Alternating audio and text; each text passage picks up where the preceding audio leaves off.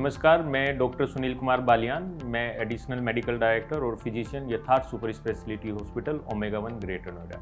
आज हम बात करेंगे पायरेक्सिया, जिसको हम आम भाषा में फीवर भी बोलते हैं। फीवर बहुत टाइप के होते हैं। हम हमेशा ये सोचते हैं कि फीवर एक बीमारी है। सबसे पहले मैं यही मिथ दूर करना चाहूँगा कि फीवर कोई बीमारी नहीं है। फीवर एक सिम्टम है कि शरीर के अंदर कोई ना कोई इन्फेक्शन है जिसकी वजह से फीवर हो रहा है।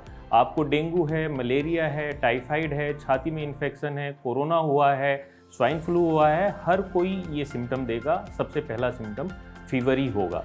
तो आजकल जिसको हम एक हेल्थी वेदर भी बोलते हैं, जो दिसंबर और जनवरी का मंथ हमेशा होता है, इसको हम एक हेल्थी वेदर बोलते हैं। इसमें जितने भी इन्फेक्टेड डिजीज़ होते हैं, जैसे कि डेंगू हो गया, मलेरिया हो गया, टाइफाइड हो गया, ये वाले फीवर बहुत कम होते हैं, इसीलिए हम इसको हेल्थी मंथ बोलते हैं। लेकिन अभी भी हमारे पास पायरेक्सिया यानी कि फीवर के बहुत ज़्यादा केसेस देखने को मिल रहे हैं।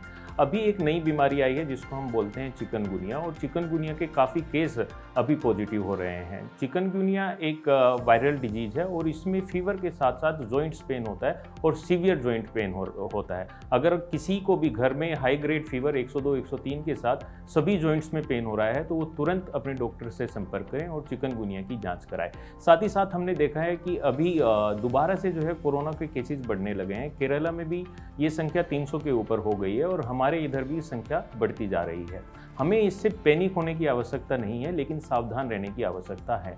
हम ज़्यादातर लोग डबल डोज वैक्सीनेशन ले चुके हैं और हमारे जितने भी घर में सीनियर सिटीजन्स हैं या छोटे बच्चे हैं, सिर्फ उनको हमें ध्यान देने की आवश्यकता है। अगर किसी ने बूस्टर डोज नहीं लिया है तो वो बूस्टर डोज लें, और जो कोविड अप्रोप्रिएट बिहेवियर है उसका जितना ज़्यादा से ज़्यादा पालन हम कर सकते हैं वो पालन करें। कि अगर हमें हल्के भी सिम्टम आते हैं तो उसका घर पर ट्रीटमेंट ना करें, तुरंत अपने निजी चिकित्सक के पास जाएँ, उसकी जाँचें करें और ये डिफ्रेंशिएट करें कि आजकल जो फीवर है ये कहीं कोरोना तो नहीं है।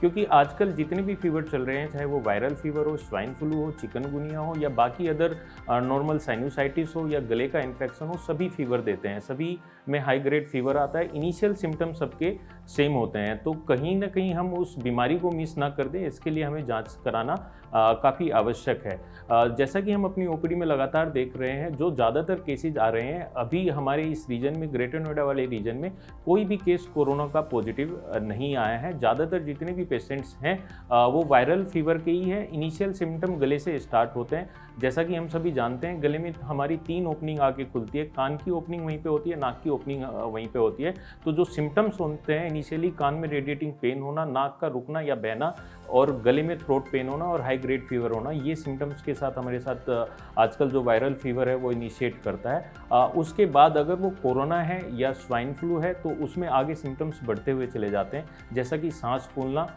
चलने पे जो है हांफने लगते हैं लोग और सांस फूलने लगता है, ऑक्सीजन का सैचुरेशन गिरने लगता है। जब कभी भी परिवार में फीवर होता है तो उसका ध्यान रखें, सिम्टम को पहचानें, अपना और अपने परिवार का ध्यान रखें, सचेत रहें। आप सभी का धन्यवाद।